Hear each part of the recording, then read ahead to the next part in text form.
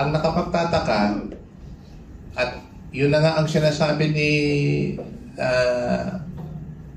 President Marcos Jr. na before March 11 happened, and even as late as December of 2024, when he was asked, we will not cooperate with the ICC because we are no longer a state party to the Rome Statute. At pabalik-balik niyang sinasabi yan, including a letter addressed to Vice President Sara Duterte. Take the case of former First Lady Imelda Marcos. Ganon din. Mas bata pa nga si First Lady Imelda Marcos at the time that the court granted. He has done a lot for the country. And to me, whom I have known and whom I have served, he does not deserve this. He does not deserve this. Regardless of what the other people are saying about why he is there in the first place. Alam nyo, pagdating pag-80 ka na, whatever you did in life, kahit pag nasa kulungan ka, hindi ka pa kumpiktado ha, wala pang judgment. Hindi ka na kailangan ikulong. Alam mo nangyari isa kay the late Juan Ponce Enrile? Di ba? Hindi siya kinulong. Napalaya, pansamantala, kahit na nililitis yung kaso niya. Or take the case of former First Lady Imelda Marcos. Ganon din. Mas bata pa nga si First Lady Imelda Marcos at the time that the court granted temporary liberty sa kanya. Mas bata pa siya compared kay Mayor Rudy, kay PRRD. So, hindi ko maintindihan kung ano yung patakaran, kung ano yung standard ng ICC, kung bakit even for humanitarian consideration, hindi binibigyan ng konsiderasyon yung hiling na makalaya pansamantala. And he has said this many times. Kung sa sinasabi nilang kung mapalaya yan, hindi na yan he would be a flight risk. I like to believe that, as he have said, he will assume full legal responsibility, and being a lawyer, he will set this through and push this through to its conclusion. Hindi ko na, ayaw ko kung meron akong pwedeng masabi sa publiko patungkol sa kung may ebidensya ba yung kabila. Alam mo yung sa mga abogado, pagdating sa kaso, ang tinitingnan namin yung ebidensya, no? For and against our client. Alam nyo ba hanggang ngayon, ito siguro pwede ko sabihin, alam nyo ba hanggang ngayon, kumakalat pa sila ng ebidensya? Alam nyo yan? Magbabayad nga daw si di ba? Abante. ng pamasahe ng mag-testify. Ganun ba? Yun ang hindi ko alam. So, the point of the matter is, ganito yan. If you allow me for a few minutes, merong warrant daw. May warrant, inaresto, dinala, at ipinilanggo until now. Pero, meron yung tinatawag na confirmation of charges hearing. Ibig sabihin, dun palang makukumpirma kung ano yung kaso o ikakaso sa kanya. Hindi pa po nangyayari yan. Under our Philippine judicial system, ikakaalam muna, imbestigahan, ipa-file sa prosecutor's office, at kung may sapat na ebidensya, yung tinatawag na probable cause, that is the only time they will file it in court. And once filed in court, wala na pong ebidensya na pwede mong iangat. Yung ebidensya na nakalap mo, when you build up the case and file the case with the court, yun na po yun. Unless there are a few exceptions, yung tinatawag na newly discovered evidence, blah, blah, blah. Pero the point there is, yun na yun. Pero ngayon, sa naririnig natin, sa sinabi na rin ni Ma'am Astra, nangangalap pa sila ng ebidensya.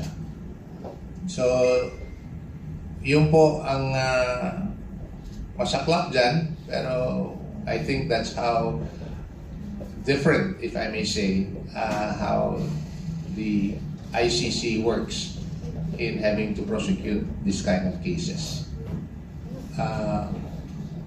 So, hiling ko lang talaga at hiling ng aming pamilya to continue to pray. Sinasabi ko nga na pag may mga taong kumakausap sa akin, sabi ko, kung yung trabaho ng abogado ay tapos na, kagaya nito, no? Umapila at it's now in the hands of the judges, pagkatapos yan, akyat na tayo sa Panginoon. Kasi siya na yung bahala kung ano man mangyayari. After what we have done for everything that we need to do for PRRD. So, please, whatever happens today, kasi today naman, whatever happens today, hindi po tapos ang kaso.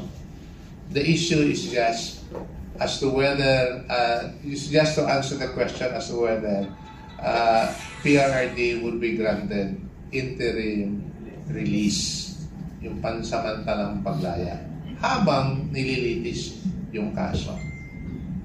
And it is our prayer, it is our hope, and I hope it is God's will as well, that our prayers will be answered. Yun lang po ang hiling ko para sa Kanya. Salamat po.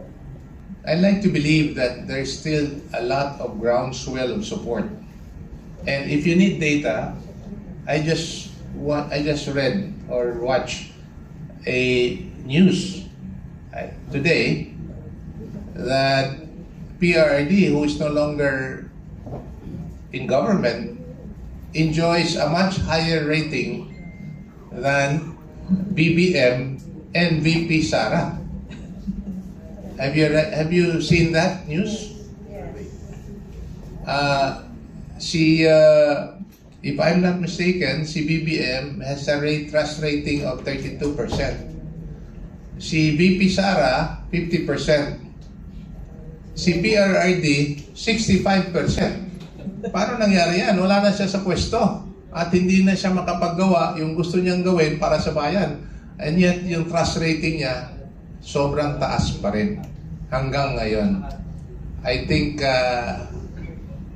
this guy will not go away early. Kahit na, especially at that time when shortly before he stepped down as president, we had the highest trust rating and performance rating of a president ever since survey was created to determine competency and credibility of a public official or an administration. So yun po yung nakikita natin na talagang mas malakas pa rin. But going back to the question, as I've said, hindi po naitupad yung tinatawag na principle of complementarity. But more importantly, ang nakapagtataka, at yun na nga ang sinasabi ni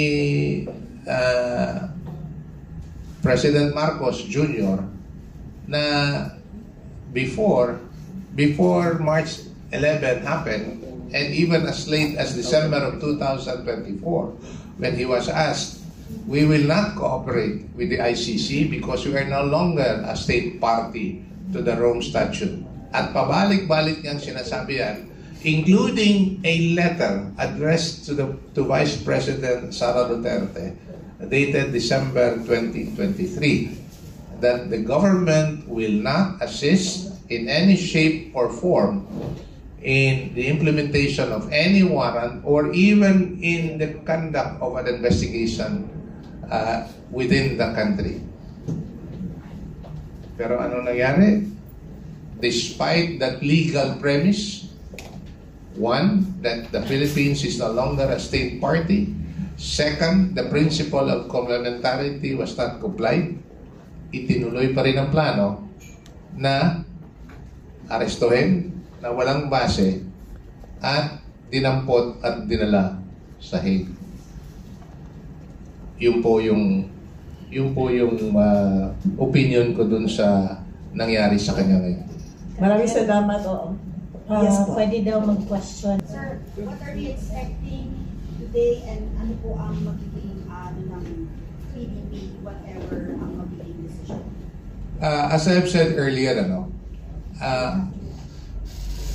this is not the end of the case. This is just an issue to address whether he should be granted provisional liberty or not. Or in the words of the ICC, interim release. So, and obviously, we have been praying that would be granted, even on humanitarian consideration. Kasi yung tatlong bagay, the 3 points that they have raised, especially by the prosecution, which resulted to the denial of the application. They call it application there, but under Philippine setting, we call it motion for interim release or motion for bail kung dito sa Pilipinas. Kasi nga raw, flight risk siya or he might tamper either documentary or testimonial doon sa ebidensya. Wala na po siya sa poder. Matanda na po yung tao. And you cannot account the acts of other people, no? Insofar as the accused is concerned. So, yun po ang nakapagtataka why they have raised an issue against PRRD as regards those grounds. When we believe those grounds are not present in this case. But the strongest argument sa pananaw ko is the humanitarian consideration that should be given to an elderly accused. I think he is the oldest accused there. And obviously his health is failing. No? We know that he's frail when he was here, and I know that for two things it's affecting him. Detention is affecting him. Una, weather. Ayaw niya ng malamig, and he's brought there to a place where it's very cold. Pangalawa, you know him already. All of you here knows that yung nakakagaan sa kanyang loob, tao, and he's always with people. And to anyone who is in detention, wala pa man lang desisyon sa kaso niya. And in this case, if I may, is the greatest deprivation that you can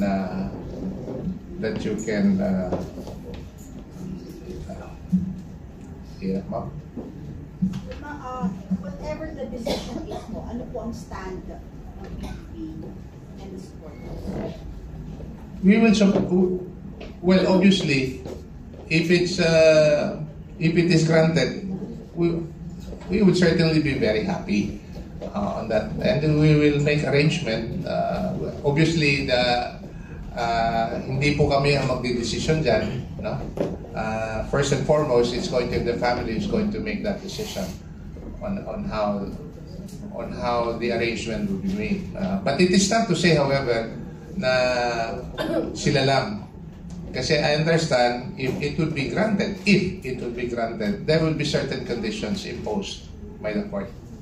Pretty much like similar to any bail that would be granted to an accused in the Philippines, where there are certain conditions also that will be imposed by the court. So I would expect that there will be certain conditions if and when it would be granted. It's not granted, sir.